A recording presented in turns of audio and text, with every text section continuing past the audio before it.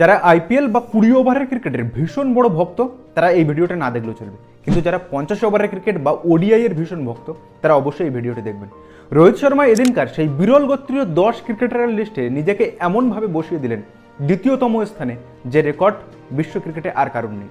চলুন সেই বিরল গোত্রীয় 10 ক্রিকেটারের নাম। এর মধ্যে শ্রীলঙ্কার 3 জন, মাহেলা জয়বর্ধনে, কুমার সাঙ্গাকারা এবং সনৎ জয়সূরিয়া। অস্ট্রেলিয়ার রিকি পন্টিং, দক্ষিণ আফ্রিকার জ্যাক কালিস এবং পাকিস্তানের একমাত্র ইনজামামুল হক। আর এই 6 ক্রিকেটার ওডিআই বা একদিবসীয় ক্রিকেটের টুর্নামেন্টে 11,000 রানের গন্ডি টপকিয়ে এক বিরলতম লিস্টে এদের নাম লিখেছেন।